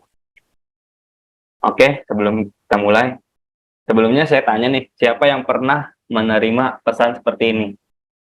Pesannya yang berisi link dan informasinya, captionnya dari Kemendikbud, program kuota belajar pulsa 250.000 dan kuotanya sendiri 125 GB untuk dosen, guru, siswa, mahasiswa selama pembelajaran jarak jauh. Teman-teman pasti pernah dapat seperti ini. Kemudian ada juga yang prakerja. Silahkan teman-teman kunjungi link berikut untuk mendaftar prakerja. Kemudian teman-teman isi formulirnya, data diri teman-teman, dan kemudian akan mendapatkan pemberitahuan melalui email atau nomor HP. Teman-teman sekalian, ini adalah contoh link phishing, link-link bodong yang hanya bertugas untuk mengambil data pribadi teman-teman sekalian setelah teman-teman mengisi formulir data diri. Memang secara garis besar, mungkin teman-teman sekalian kalau misalkan teman-teman belum tahu, teman-teman pasti akan tergoda terutama untuk siswa yang bergelut di dunia pendidikan. Siapa sih yang nggak kegoda? Kita mendapat pulsa 250.000 dan kuota 125 giga selama pembelajaran jarak jauh. Teman-teman jangan sampai klik link seperti itu, karena itu link phishing dan itu bisa mengambil data pribadi teman-teman lewat HP teman-teman. Udah next, atau pernah dapat WA atau Twitter seperti ini. WA-nya berisi memberitahu terkait salah transaksi dan dia ujung-ujungnya minta OTP. Teman-teman hati-hati apabila ada yang tiba-tiba ngechat dengan minta kode OTP dari nomor handphone teman-teman atau email teman-teman. Kemudian ada juga nih yang berpura-pura jadi institusi tertentu. Yang jelas kalau institusi itu resmi, pasti akun-akunnya pun resmi. Baik akun media sosial Instagram, Facebook, Twitter. Yang jelas akun tersebut pasti centang biru ya teman-teman. Teman-teman harus pastiin itu lembaga resmi atau bukan, dan itu harus centang biru kalau memang lembaga tersebut sudah besar dan sudah resmi. Tetapi jika lembaga tersebut belum centang biru, itu jangan terlalu dipercaya. Kemudian di sini manipulasi URL itu mudah sebenarnya. Mudah mencuri data pribadi dengan kita mengirimkan aja link link bodong ya, link pengisian form tapi bukan dari dinas terkait. Seperti untuk daftar vaksinasi. Kan setiap orang pasti akan mengirimkan mengisi data diri mereka dari link yang disebarkan, yang isinya mungkin untuk mendaftar vaksin, seperti itu. Dari link-link tersebut, itu dinamakan phishing. Apa sih phishing? Phishing ialah tindakan untuk memperoleh informasi pribadi, seperti user ID, password, dan data-data sensitif lainnya, melalui email, media sosial, maupun aplikasi chat-chat seperti WhatsApp. Kemudian muncul istilah phishing sendiri. Phishing sendiri berasal dari kata bahasa Inggris yang artinya memancing atau phishing. Dalam hal ini memancing target untuk memberikan informasi penting seperti informasi keuangan dan password yang dimiliki.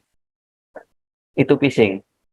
Jadi phishing sendiri bisa, kalau untuk di dunia digital, lebih ke arah link-link yang di-share, disebarluaskan, tetapi linknya itu aneh. Pokoknya kalau link-link aneh itu, linknya pasti misalkan percobaan.co. Apa gitu, link-linknya aneh aja, bukan .com, .co.id, .id. Pokoknya kalau misalkan linknya selain .com, .id, .co.id, .go.id, itu link-link resmi.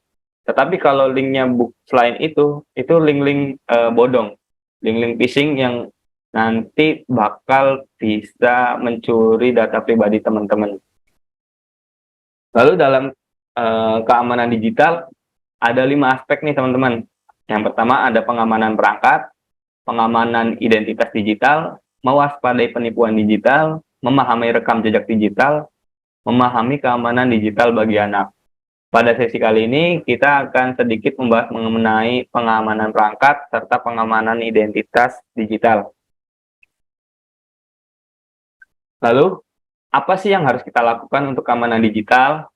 Yang jelas, kita harus mulai dari ponsel kita. Kalau saya tanya ke teman-teman, lebih milih ketinggalan dompet atau ketinggalan ponsel? Pasti teman-teman lebih milih ketinggalan dompet daripada ponsel. Karena dompet hanya berisi kartu identitas. Kartu identitas juga sekarang bisa difoto untuk mengantisipasi apabila dompet kita tertinggal. Kemudian di dompet memang ada uang, tapi di handphone juga bisa ada uang, karena pembayaran sekarang lebih dipermudah dengan adanya QR. Semuanya serba QR, serba transfer.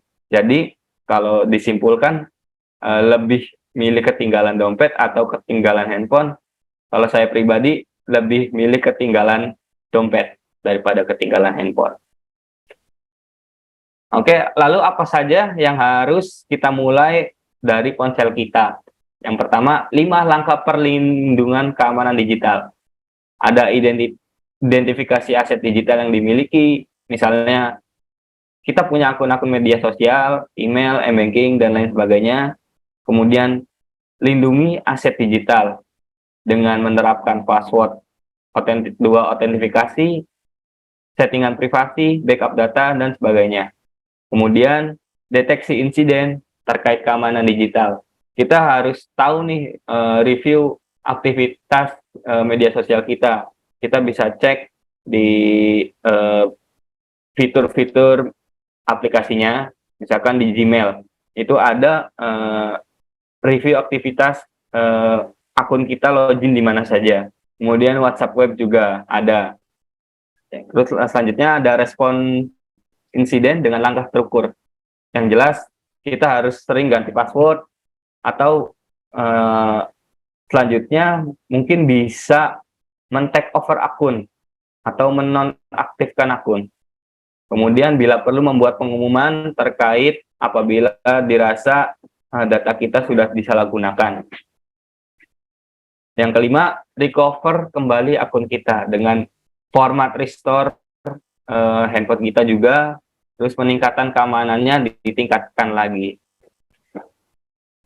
Yang pertama, identifikasi aset digital kita. Ada media sosial. Misal kita punya media sosial apa aja nih? Ada Facebook, Instagram, Twitter, TikTok, LinkedIn, dan lain-lain sebagainya. Itu kita harus identifikasi aset-aset kita. Di handphone kita ini ada apa aja. Kemudian aplikasi message. Ada WhatsApp, Telegram, Sinyal, Palapa, dan lain sebagainya. Itu kita juga harus ingat, harus tahu apa-apa aja. Kemudian email, ada Gmail, Yahoo, Marketplace, Tokopedia, Lazada, Shopee, Bukalapak. Untuk aplikasi lainnya ada transportasi online seperti Gojek, Grab, dan lain sebagainya. Nah, kita itu harus identifikasi aset digital di handphone kita terlebih dahulu sebelum melakukan tindakan selanjutnya. Nah, tindakan selanjutnya yaitu proteksi aset digital. Setelah kita melakukan identifikasi, kemudian kita proteksi dengan membuat password yang kuat pertama dan berbeda di setiap akun. Kemudian gunakan password manager. Gunakan atau aktifkan juga two-factor authentication untuk setiap akun yang dimiliki. Kemudian setting privasi. Periksa dan perbarui setting privasi kita. Lalu yang terakhir, ada proteksi keamanan lainnya dengan mengaktifkan antivirus maupun backup data. Lalu, gimana sih membuat password yang kuat? Password yang kuat disarankan minimal 12 karakter kombinasi antara angka, huruf, dan simbol. Kemudian hindari singkatan atau penggantian karakter yang umum. Jangan yang berhubungan dengan data pribadi, seperti menggunakan nama orang tua, tanggal lahir, alamat domisili, dan sebagainya. Kemudian jangan gunakan juga urutan di keyboard. Cek kekuatan password di password.kaspersky.com. Lalu gunakan password yang berbeda untuk setiap akun. Nah, mungkin teman-teman agak sedikit bingung juga nih. Gimana caranya nginget password di setiap akun yang berbeda dengan passwordnya berbeda juga. Teman-teman, ini tips dari saya aja. Teman-teman hanya perlu lakukan buat password. Kita harus ingat kata kuncinya, polanya. Misalkan kita buat kalimat dengan 12 kata. Misalkan, aku suka banget sama rendang daging pada saat Idul Fitri. Nah, itu kan misalkan 10 ya, 10 kata. 10 kata ini teman-teman dari tiap kata ambil huruf depannya. Kemudian pada belakangnya kita tambahkan angka dan simbol. Itu polanya. Jadi teman-teman bisa buat pola tersendiri untuk membuat membuat password di setiap akun yang berbeda dengan passwordnya unik gitu dan susah dimengerti oleh orang lain. Hanya teman-teman sendiri yang bisa tahu apa maksudnya dari password yang unik ini, karena kan setiap huruf depan dari tiap kata itu kan berbeda dan itu tidak mungkin bisa dibaca secara utuh. Hanya teman-teman yang tahu polanya. Seperti itu untuk tips membuat password yang kuat. Selanjutnya gunakan password manager. Password manager adalah aplikasi yang dapat menyimpan password kita.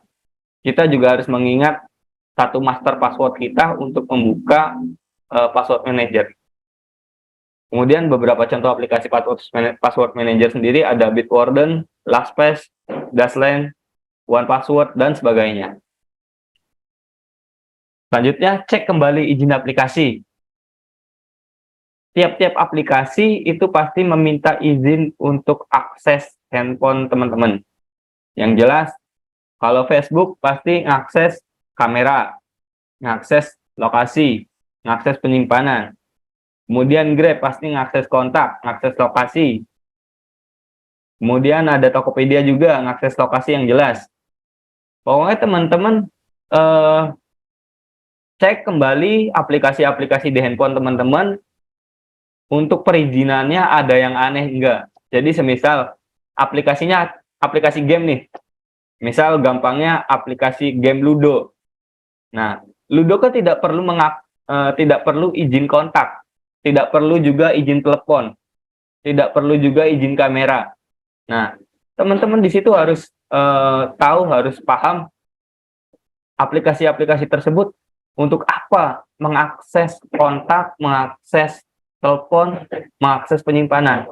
Pokoknya teman-teman harus berpikir bahwasanya aplikasi ini, wah ini aplikasi tidak seharusnya meminta izin untuk ke kontak, untuk ke kamera, ke telepon, ataupun ke yang lainnya. Jadi apabila teman-teman menemukan aplikasi yang meminta izin semuanya, itu teman-teman harus respect langsung, harus kalau tidak matikan saja langsung izin dari aplikasi tersebut.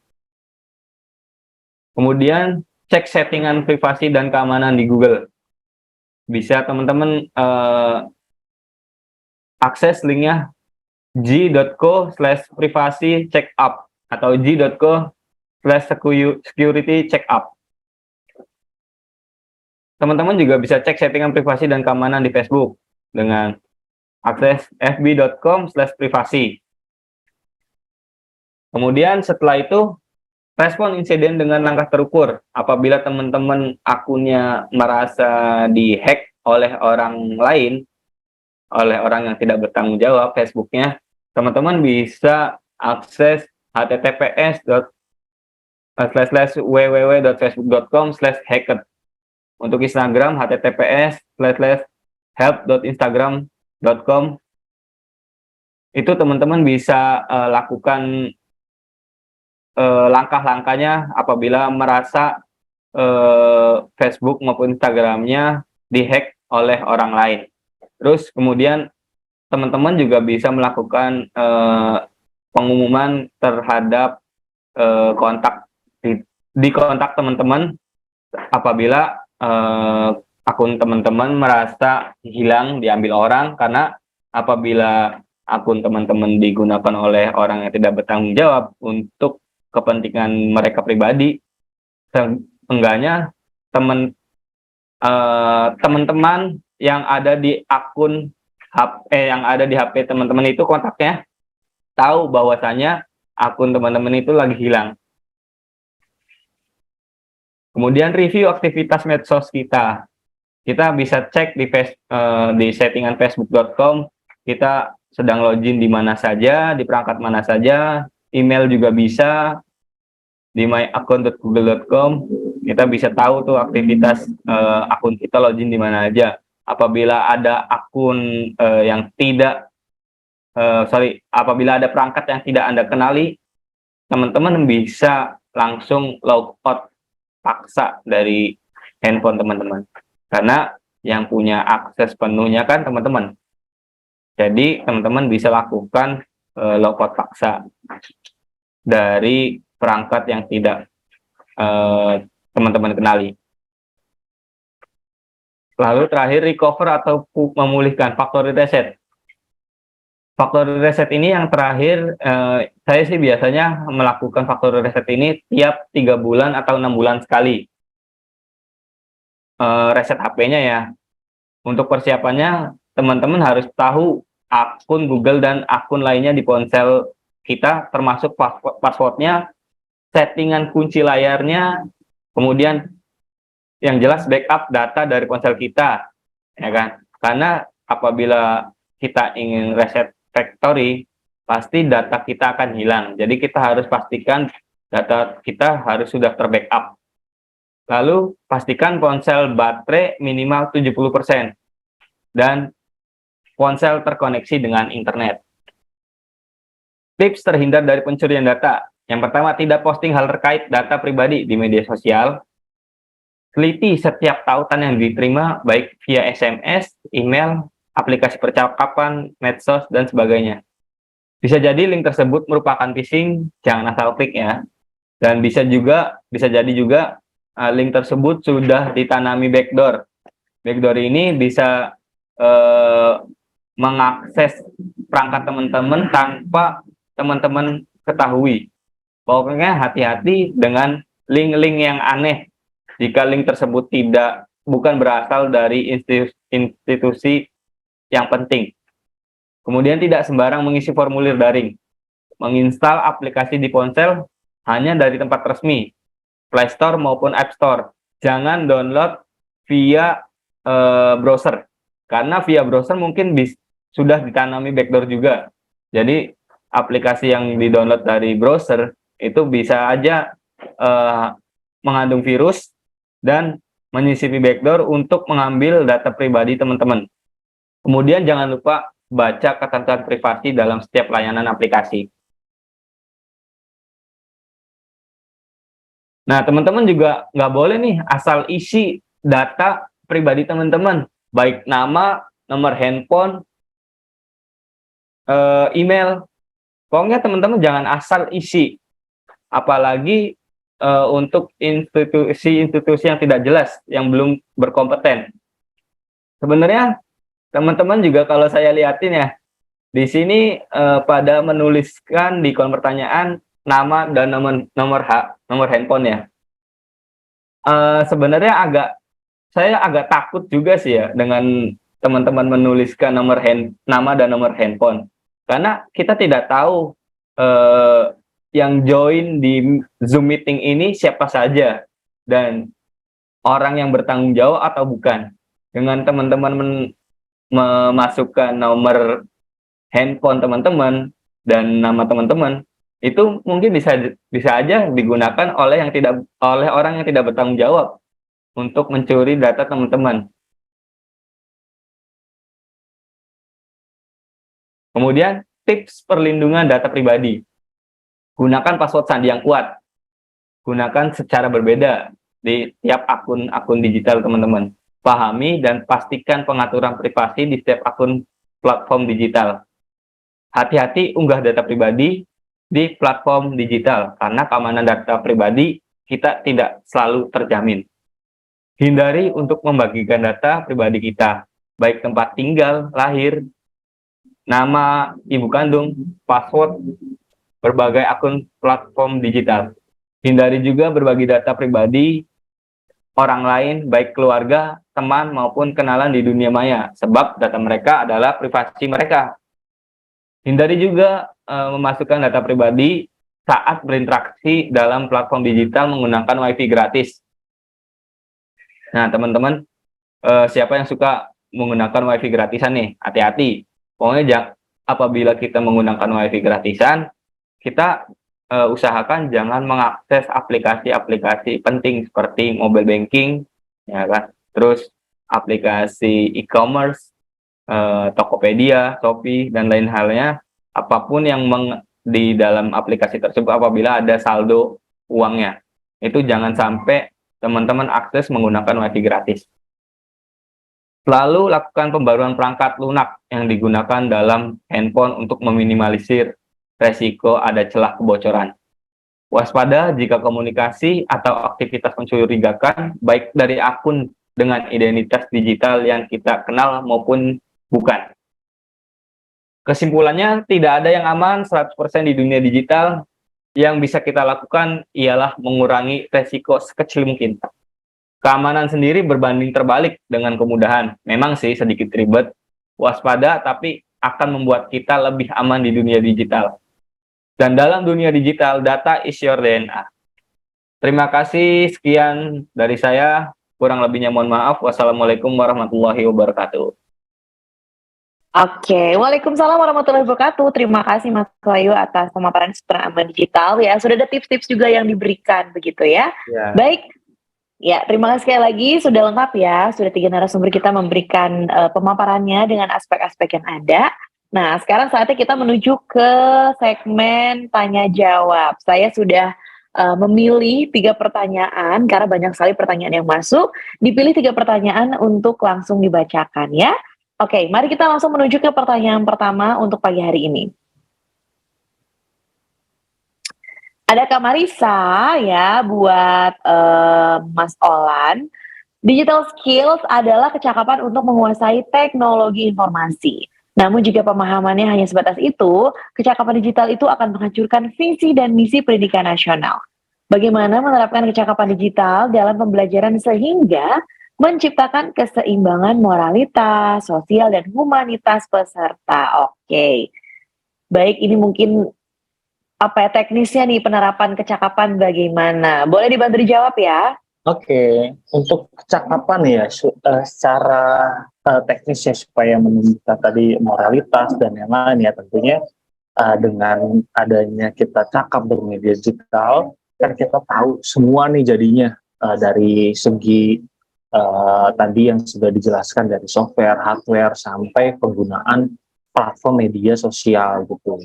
Nah, saat kita cakap bermedia digital dan kita tahu semuanya, maka secara langsung juga moralitas kita, kepedulian kita, terus update skill kita, itu juga pasti akan meningkat ya, karena kan tadi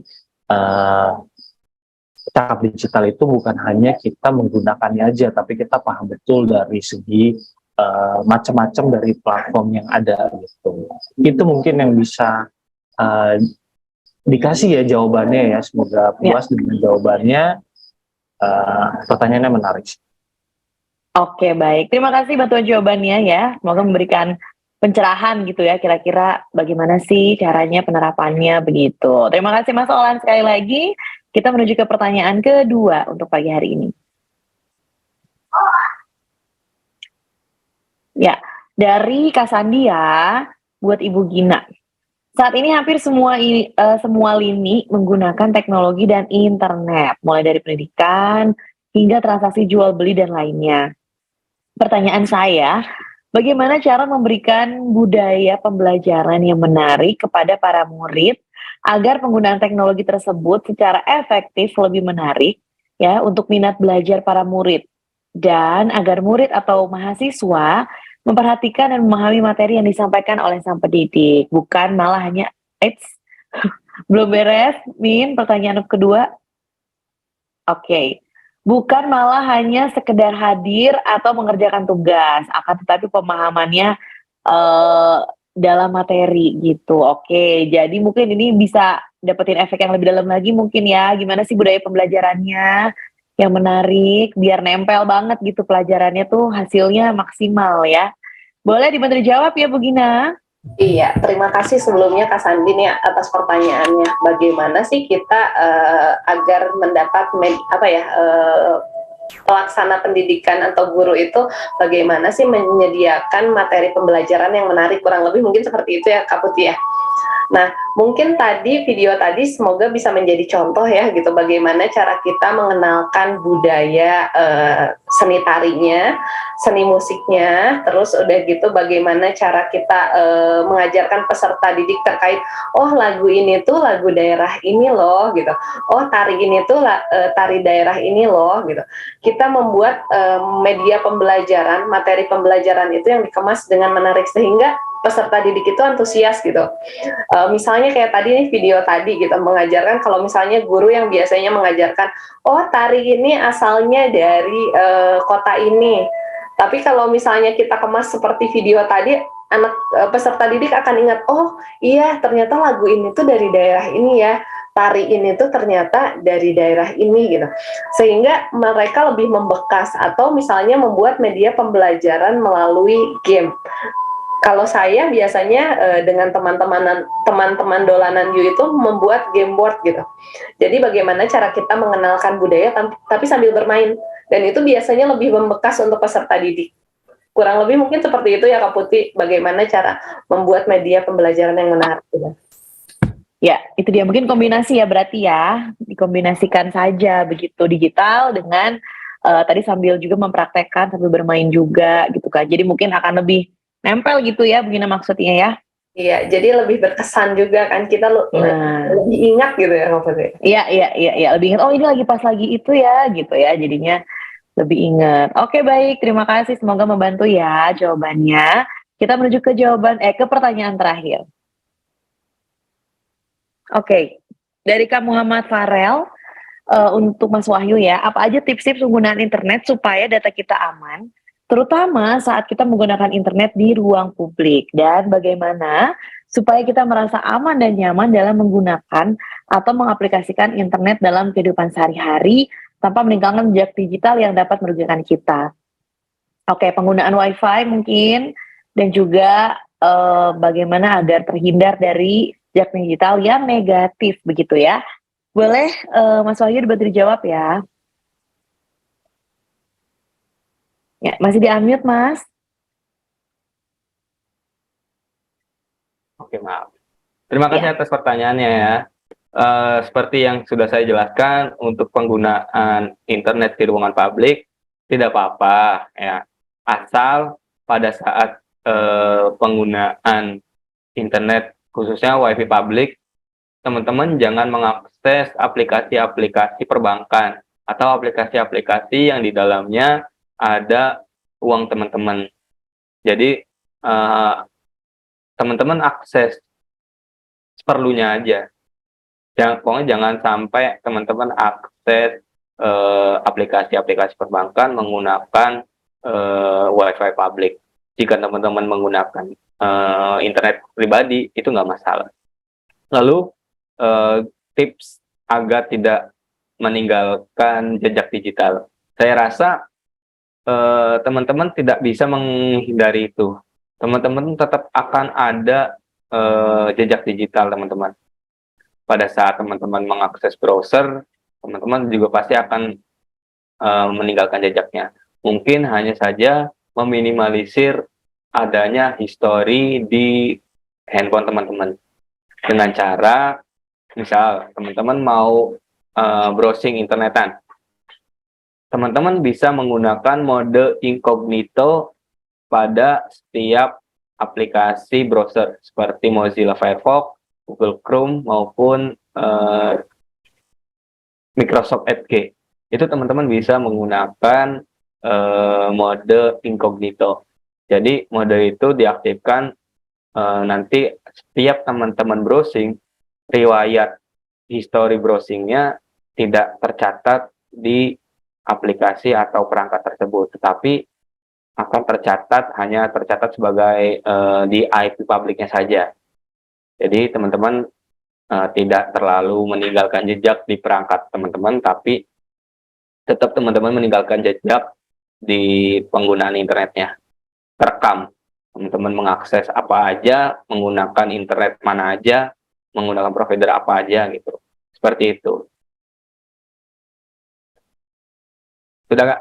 Oke, baik ya. Oke, baik. Terima kasih bantuan jawabannya ya. Semoga juga bisa lebih dimengerti lagi kira-kira gimana nih cara-caranya, langkah-langkahnya juga ya untuk menghindari hal-hal yang tidak kita inginkan di dunia digital begitu.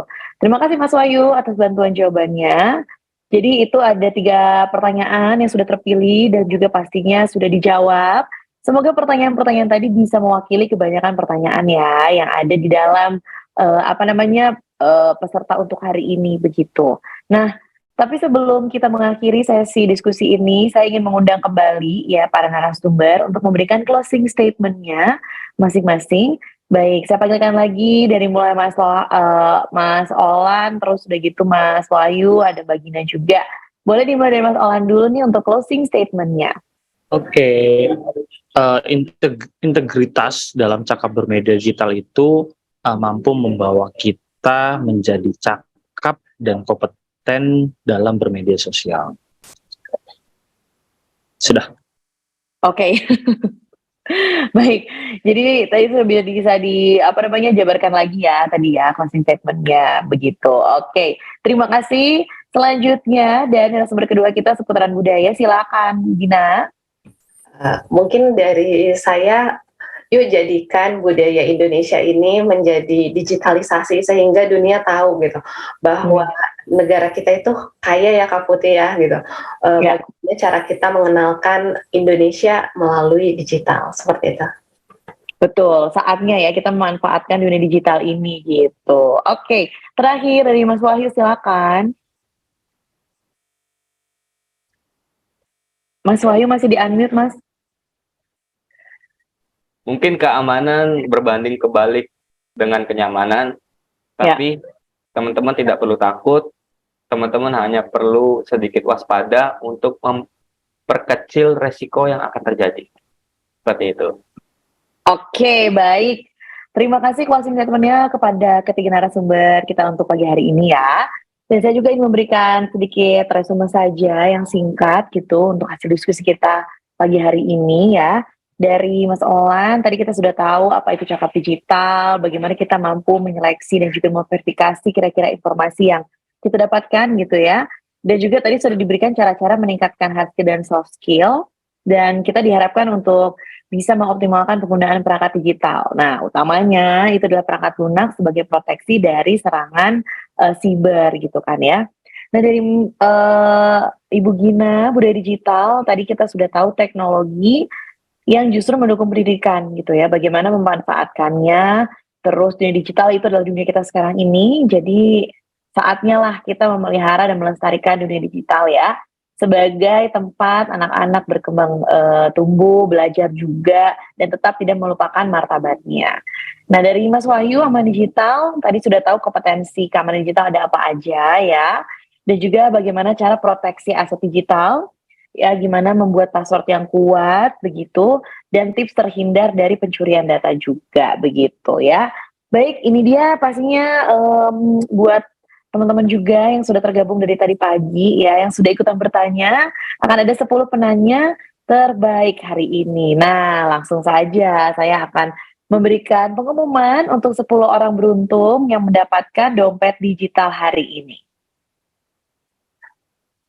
Ya, sudah ada nama-namanya, silakan dicek ya di layar masing-masing. Kira-kira mungkin ada namanya hari ini sangat beruntung. Pemenang 10 dompet digital. Selamat. Ya, oke, itu dia acara Makin Cakap Digital 2023 ya untuk pendidikan DKI Jakarta, Banten dan sekitarnya hari ini dengan tema teknologi untuk mendukung proses belajar dan mengajar. Terima kasih juga, dan saya sebelumnya ingin mengingatkan buat para peserta, jangan lupa ya untuk mengisi registrasinya, pastikan Anda sudah melakukan pendaftaran. Linknya sudah di-share juga sama admin di kolom chat, tinggal diklik aja. Link daftar hadirnya dapat diakses juga langsung, dan nanti sertifikat elektroniknya bakal dikirimkan ke email masing-masing setelah kegiatan ini selesai dan juga setelah mengisi daftar hadir, begitu ya. Terima kasih untuk partisipasi netizen asik Indonesia yang tadi sudah mencapai 100 juga ya pesertanya, ibu guru dan juga adik-adik. Narasumber hari ini ada Mas Olan ya, Mas Wahyu dan juga Bu Gina, terima kasih banyak. Yang pasti semoga paparan hari ini tuh bisa membantu kita semua ya di tengah perkembangan teknologi yang secara global ini ya. Jangan lupa terima kasih juga kepada ahli bahasa kita, JPI kita untuk hari ini yang sudah menerjemahkan. Oke, akhir kata saya Putri Nika Sasti izin undur diri ya. Baik, selamat siang dan pastinya sehat selalu. Salam literasi digital. Wassalamualaikum warahmatullahi wabarakatuh.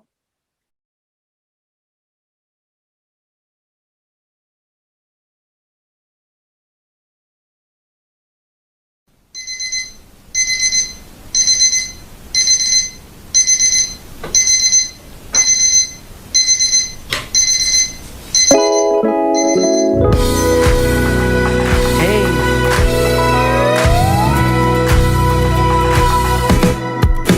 Hari ini, mulai hari ini, jangan lepas kesempatan di depan mata. Bebas mencari yang jadi inspirasi, bebas mencipta apa yang disuka. Telusuri, terus telusuri, bacakan tanda tanya dalam sanubari. Oh, temukan kuncimu tanpa ragu lagi. Masa depanmu penuh warna-warni. Di dunia maya, kita semua punya cerita. Di dunia maya, kita semua bisa berkarya. Selama dunia masih berputar, Selama hati masih berdebar, semakin cakap kita beri yang terbaik untuk dunia. Jangan lagi, oh janganlah lagi, tampilkan yang berbeda dengan jati diri. tiada lagi perundungan tak henti. Mari berlari bersama menggapai mimpi. Di dunia maya, kita semua punya cerita. Di dunia maya, kita semua bisa berkarya. Oh, selama dunia masih berputar, Selama hati masih berdebar, semakin cakap kita beri yang terbaik untuknya. Oh, oh, oh, oh, meski kadang tak pasti. ada yang baiknya dihindari. Namun ku percaya kita pasti bisa menilai lebih bijaksana. Di dunia maya, Kita semua punya cerita. kita semua bisa berkarya, Punya cerita. bisa berkarya. Di dunia maya, kita semua punya cerita. Di dunia maya, kita semua bisa berkarya. Oh, selama dunia masih berputar, selama hati masih